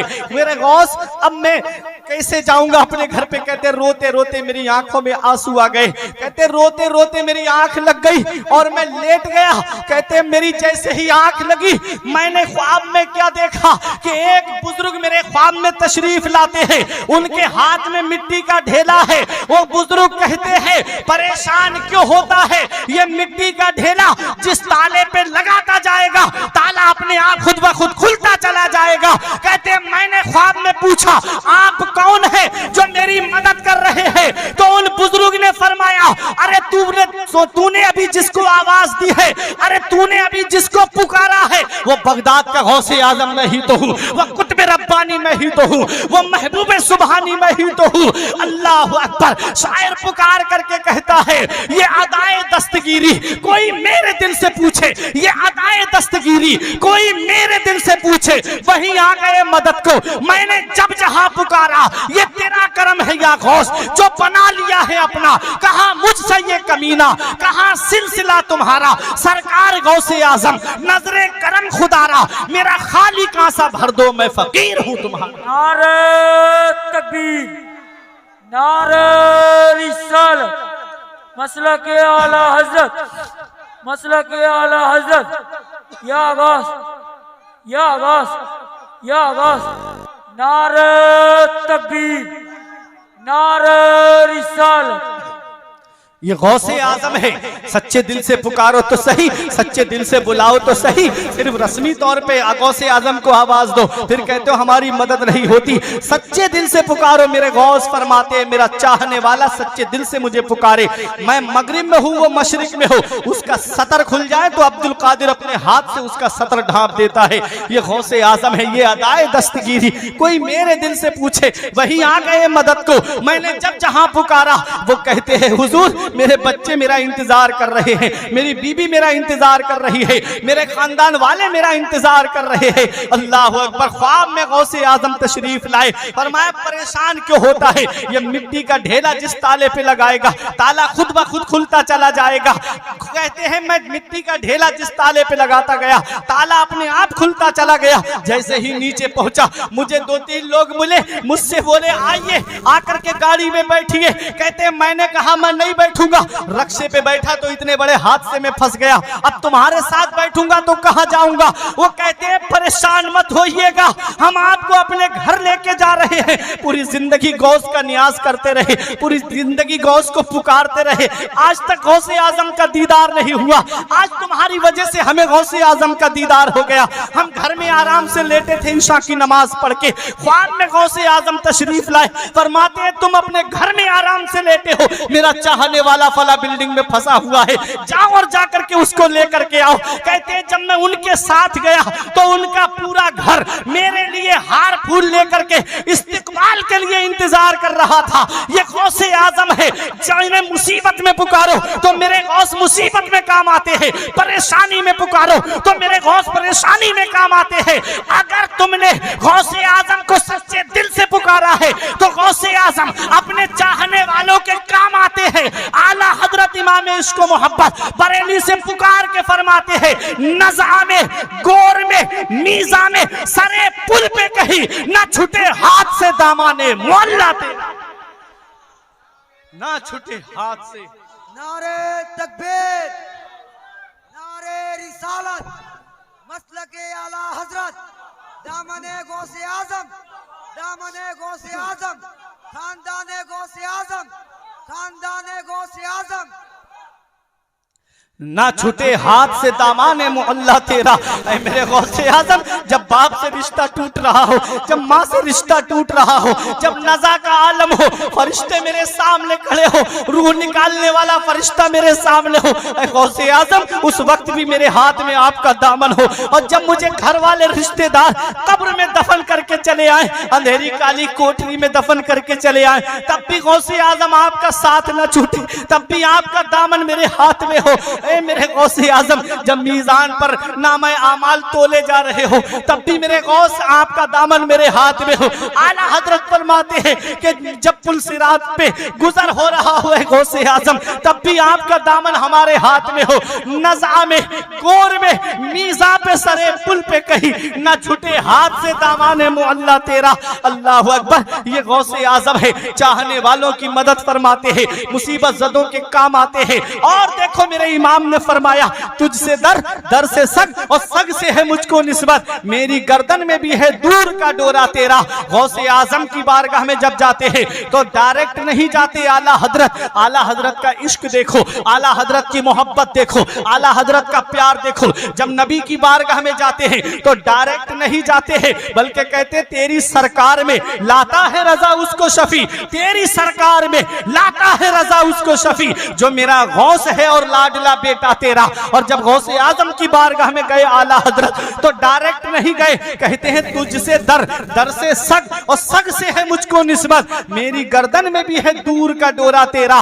देखो गौसे आजम की बारगाह में लंगर है, और लंगर पे पड़ा सहन है, और लंगर पे पड़ी हुई हड्डियां हैं, उन हड्डियों पे गुजर बसर करने वाला कुत्ता है। आला हजरत कहते हैं ऐ गौसे आजम, तुझसे दर, दर से सग, और सग से है मुझको निस्बत, मेरी गर्दन में भी है दूर का डोरा तेरा। आप निकले होंगे कस्बे की तरफ, आप जाते होंगे शहर की तरफ, कभी कभी सुबह सुबह आपको जाना पड़ता है, आपके गांव में भी कुत्ते होते हैं, और शहर की तरफ आप जाते हो तो कुछ लोग जो है कुत्ते का पट्टा अपने हाथ में लेकर के उन्हें टहलाते हुए नजर आते हैं। आते हैं कि नहीं आते हैं? आपके गांव का कुत्ता आपके ऊपर भौंके, आप उसे लाठी से मारो, कोई कुछ नहीं कहेगा, उसे आप डंडे से मारो, कोई कुछ नहीं कहेगा, उसे आप पत्थर फेंक करके मारो, कोई कुछ नहीं कहेगा। कुत्ते दो तरह के होते हैं, एक कुत्ता पालतू होता है और एक कुत्ता फालतू होता है। अरे जो गांव गांव कुत्ते भौंकते हैं उन्हें आप चाहे लाठी डंडे पत्थर ईंट से मारो, कोई कुछ नहीं कहेगा।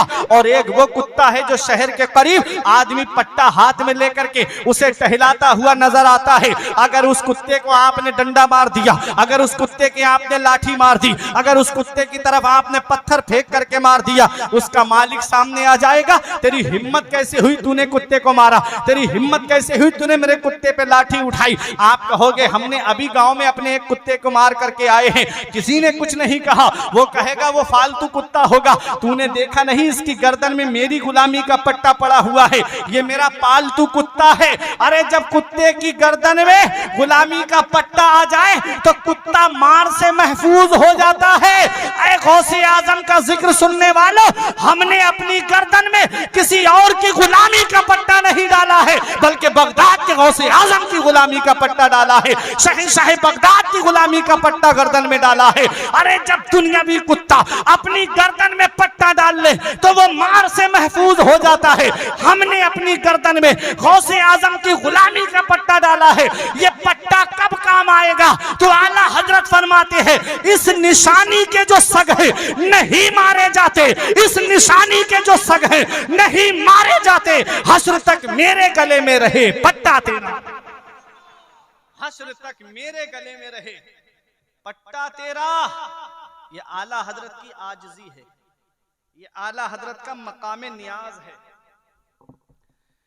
कहते हैं तुझसे दर, दर से सगो सग से है मुझको निस्बत, मेरी गर्दन में भी है दूर का डोरा तेरा। इस निशानी के जो सग हैं नहीं मारे जाते, हश्र तक मेरे गले में रहे पट्टा तेरा। ये मकाम नियाज है, आजिज़ी है। जब मकाम नाज में आए तो फरमाते हैं मेरी किस्मत की कसम खाएं सगाने बगदाद, मेरी किस्मत की कसम खाएं सगाने बगदाद। सग की जमा सगान फारसी का लफ्ज है। मेरी किस्मत की कसम खाएं सगाने बगदाद, हिंद में हूं भी तो देता रहूं पहरा तेरा। कहा है गौसे आजम, कहां वो आपके दरबार का कुत्ता और कहां अहमद रजा। अरे कुत्ता मकान की हिफाजत करता है चोरी से, कुत्ता मालिक की हिफाजत करता है, मकान की हिफाजत करता है चोरी से। आला हजरत कहते हैं कहां वो कुत्ता और कहां अहमद रजा। कहते हैं मेरी किस्मत की कसम खाएं सगाने बगदाद। अरे वो कुत्ता तो माल की हिफाजत करता है, चोरी से बचाता है, और अहमद रजा आपके दर का ऐसा गुलाम है जो हिंदुस्तान में रह करके आपके आपके चाहने वालों के ईमान की हिफाजत कर रहा है, आपके चाहने वालों के अकीदे की हिफाजत कर रहा है, और ये कह के बचा रहा है कि सूना जंगल रात अंधेरी छाई बदली काली है, सूना जंगल रात अंधेरी छाई बदली काली है, सोने वालों जागते रहियो चोरों की रखवाली है। मेरी किस्मत की कसम खाएं सगाने बगदाद, हिंद में हूं भी तो देता रहूं पहरा तेरा। गौसे आजम के इस गुलाम ने कैसे लोगों के ईमान को बचाया, कैसे लोगों के अकीदे को बचाया, कैसे इमाम इश्क व मोहब्बत ने हमारे ईमान व अकीदे की हिफाजत फरमाई, हमारे ईमान व अकीदे की हिफाजत, वहाबियों से हमारे ईमान की हिफाजत फरमाई, नजदियों से हमारे ईमान की हिफाजत फरमाई, अहले हदीस से हमारे ईमान की हिफाजत फरमाई, और जगह जगह मेरे इमाम ने अपने नाइबीन को भेजा। और दुनिया जानती है जब आला हजरत इस दुनिया जाहिरी से तशरीफ ले गए तो उर्से चहलुम के मौके पर हुज्जतुल इस्लाम आला हजरत की दरगाह के करीब बैठ करके रो रहे थे, आंखों में आंसू थे। उसी आलम में नींद का गलबा तारी हुआ, आला हजरत ख्वाब में तशरीफ लाते हैं और कहते हैं हामिद रजा परेशान क्यों हो? कहा हुजूर इतनी बड़ी जिम्मेदारी मेरे कांधों पर आ गई है, मसलक आला हजरत को मैं आगे कैसे लेकर जाऊंगा? हुजूर मैं अब कैसे आपके मिशन को आगे बढ़ाऊंगा? अब आपका ईमान ताजा हो जाएगा, ये उलमा दुआओं से नवाजेंगे। जब हुज्जतुल इस्लाम ने रो के कहा हुजूर मैं कैसे आपके मिशन को आगे बढ़ाऊंगा, तो आला हजरत फरमाते हैं धामनगर की सरजमीन से हबीबुर रहमान आएगा, तहबन बांधे होगा, कुर्ता पहने होगा, दो पल्ली टोपी लगाए होगा, और जब वो आएगा चेहरा दिखा दिया, कहा वही मसलक की आला हजरत को आगे बढ़ाएगा, वही मेरे मिशन को आगे बढ़ाएगा। और कैसा पहुंचाया, कैसा पहुंचाया मसलक आला हजरत को घर घर मुजाहिद मिल्लत ने। घर से रईसे आजम थे, दौलत को ठोकर मार दी। कभी आपने हर इंसान को अपना घर प्यारा होता है, अपना वतन सबको प्यारा होता है, अपना मुल्क सबको प्यारा होता है, अपना शहर सबको प्यारा होता है, लेकिन कुर्बान जाओ धामनगर की सरजमीन पे आराम करने वाली उस शख्सियत पर, कुर्बान जाओ सरकार मुजाहिद मिल्लत पर कि जिसने इस्लाम की खातिर जेल की सऊबतों को बर्दाश्त किया, जिसने इस्लाम की खातिर जेल की सख्तियों को बर्दाश्त किया, जिसने इस्लाम की खातिर जाकर के सऊदिया में भी जाकर के जेल की सऊबतों को बर्दाश्त किया, और मदीने वाले मुस्तफा के इश्क में ऐसा सरसार हो गया कि नबी की बारगाह से ऐसा इनाम मिला मुजाहिद मिल्लत को कि जब तक दुनिया बाकी रहेगी मुजाहिद मिल्लत को याद किया जाता रहेगा, जब तक दुनिया बाकी रहेगी मुजाहिद मिल्लत को याद किया जाता रहेगा। कोई अमीर सोचे कि मेरा नाम बाकी रह जाएगा दौलत की वजह से, तो वो ये उसकी खाम ख्याली है। दौलत की वजह से नाम जिंदा नहीं होता है, औलाद की वजह से नाम जिंदा नहीं होता है। अरे आदमी का नाम तब जिंदा होता है जब वो अल्लाह उसके रसूल के काम को करके जाता है, जब वो अल्लाह उसके रसूल को राजी करके जाता है। दुनिया से चला जाए तब भी लोग उसे याद करते रहते हैं। देख लो गौसे आजम को पर्दा किए हुए कितने साल हो गए, आज भी गौसे आजम की याद मनाई जा रही है। गरीब नवाज को पर्दा किए हुए कितने साल हो गए, आज भी गरीब नवाज को याद किया जा रहा है। आला हजरत को पर्दा किए हुए 105 या 6 साल हो गए, आज भी लोग आला हजरत को याद कर रहे हैं। सरकार मुजाहिद मिल्लत को दुनिया से गए हुए कितने साल हो गए, आज भी लोग धामनगर की सरजमीन पे खींचे चले जाते हैं। आज 1 साल में बाप बेटे को भूल जाता है, बेटा बाप को भूल जाता है, पड़ोसी पड़ोसी को भूल जाता है, रिश्तेदार रिश्तेदार को भूल जाता है। आज तक मुजाहिद मिल्लत को हम क्यों नहीं भूले? तो सुनो मेरे आका इरशाद फरमाते हैं मन काना लिल्लाहि कान अल्लाहु लहू, जो अल्लाह का हो जाता है फिर सारी खुदाई उसकी हो जाती है। अल्लाह उसका नाम मिटने नहीं देता है, लोगों के दिलों में उसका नाम डाल देता है। सरकार मुजाहिद मिल्लत ने कैसे मसलक आला हजरत को आम किया, कैसे घर घर मसलक आला हजरत को पहुंचाया। मालदा टाउन के इलाके में जाकर के देखो, जहां सवारियां मिलने तक का इंतजाम नहीं है, उस इलाके में जाकर के मुजाहिद मिल्लत ने इस्लाम का परचम बुलंद किया, वहां जाकर के मसलक आला हजरत को घर घर पहुंचाया। और जब खेड़ा गुजरात के अंदर मुसलमानों के ईमान को लूटा जा रहा था, जब शुद्धी तहरीक का मामला चल रहा था, जब मुसलमानों के ईमान और अकीदे पे हमला हो रहा था, तो फोर्स लग गई गांव के मेन चौराहों पर, शहर के मेन चौराहों पर, किसी को अंदर जाने नहीं देंगे। सरकार मुजाहिद मिल्लत को पता चला, साथ में अल्लामा मुश्ताक अहमद निजामी को लिया, साथ में राज इलाहाबादी को लिया, साथ में अल्लामा हशमत अली को लिया, चल दिए पैदल सफर करते हुए। रास्ते में पगडंडियों के रास्ते पे चलते हुए, मेड़ों के रास्ते पे चलते हुए आंखों से आंसू निकल रहे थे। जब अल्लामा मुश्ताक अहमद निजामी ने पूछा, हुजूर रोने की वजह क्या है? कहते इस बात से रो रहा हूँ, कहीं कयामत के दिन नबी ने मुझसे पूछ लिया कि मेरी उम्मत गुमराह हो रही थी, मेरी उम्मत का ईमान लूटा जा रहा था, हबीबुर रहमान तू अपने घर में आराम से बैठा था, तो क्या जवाब दूंगा मैं नबी को? जाकर के पगडंडियों के रास्ते पे जाकर के मुसलमानों के ईमान को बचाया, मुसलमानों के अकीदे को बचाया। इसीलिए आज दुनिया उनको याद कर रही है, इसीलिए आज दुनिया उनकी बारगाह में खुतबे पढ़ रही है, इसीलिए आज दुनिया उनका चर्चा कर रही है। चर्चा उसका होता है जो अल्लाह और उसके रसूल के काम में जिंदगी गुजारे, नाम उसका लिया जाता है जो अल्लाह और उसके रसूल के लिए अपनी जिंदगी को वक्फ कर दे।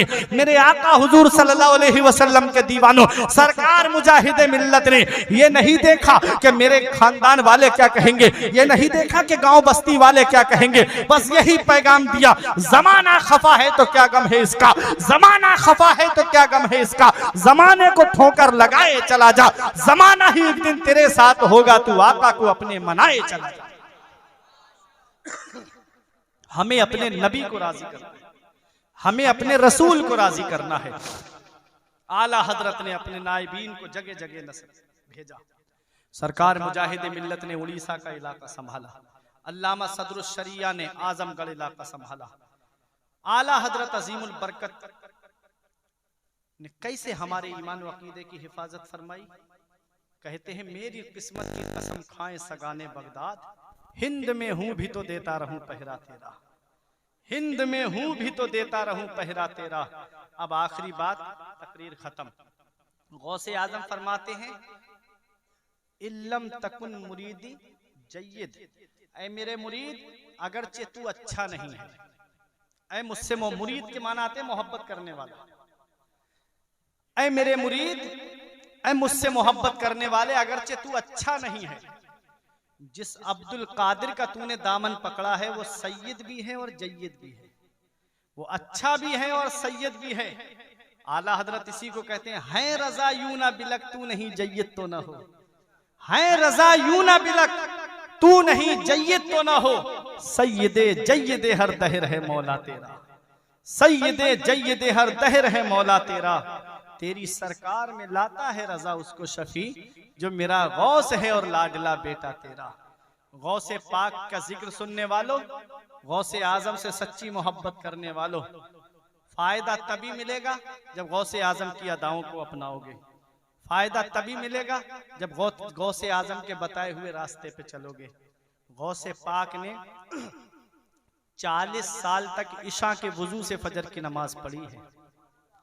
उन्हीं 40 साल में 15 साल इस हाल में गुजारे हैं कि एक पैर जमीन पे रखते, एक खड़ा कर लेते और किसी लकड़ी वगैरह का सहारा लेकर के पूरी रात कुरान की तिलावत करते, पूरी रात में एक कुरान शरीफ मुकम्मल तिलावत फरमा लिया करते थे। प्यारे मुसलमानों, 40 साल गौसे आजम की ये पीठ बिस्तर से नहीं लगी। गरीब नवाज के एक मुरीद का कहना है, मैं 37 साल गरीब नवाज के साथ रहा, 37 साल मैंने देखा कि गौस गरीब नवाज की ये पीठ बिस्तर से नहीं लगी, पूरी रात अल्लाह की इबादत करते थे। आज हम एक वक्त की नमाज नहीं पढ़ते और दावा है कि हम जन्नत में जाएंगे। मस्जिदें हमारी सूनी हो गई, मदरसे हमारे वीरान हो गए, हमने सिनेमा हॉल आबाद कर दिए। अभी फिल्म रिलीज हुई थी ईद पर, 3-3 हजार के टिकट खरीद करके नौजवान लड़के ईद की नमाज बड़ी जल्दी पढ़ करके एक एक गाड़ी पे 3-3 लोग सवार होके जाते हुए मैंने देखे। ये मुसलमानों का हाल है। उसके लिए जो तुमको जानता तक नहीं, बोले उसकी फिल्म हिट कराएंगे, जो तुम्हें पहचानता तक नहीं तुम उसकी फिल्म हिट कराने की बात करते हो। इन अफसोस होता है इन मुसलमानों की अमीरी देखना हो तो इनके ब्याह शादी के मामलात को देख लो, इनके शौक व अरमान को देख लो, और अगर इनकी गरीबी देखना हो तो इनके मदरसों को देख लो, इनकी मस्जिद के इमामों को देख लो। मदरसे वीरान कर दिए, मस्जिद के इमामों को हम गुलाम समझते जा रहे हैं। 5,000, 6,000, 7,000 की तनख्वाह देकर के आदमी सोचता है मैंने इसे खरीद लिया, ये मेरा गुलाम हो गया, अब जो जैसा मैं कहूंगा वैसा होगा। याद रखना प्यारे मुसलमानों, जो कौम अपने अकाबिर का अदब नहीं करती, जो कौम अपने इमामों का अदब नहीं करती, वो कौम कामयाबी के रास्ते कभी तय नहीं कर पाएगी।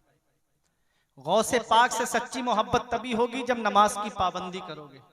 गौसे आजम से सच्ची अकीदत तभी मानी जाएगी कि जब तुम मस्जिदों को आबाद करोगे। ये मस्जिदें पुकार के कह रही हैं, लोगों जैसा तुमने रमजान में मुझे आबाद किया वैसे ही 11 महीने तक मुझे आबाद रखना।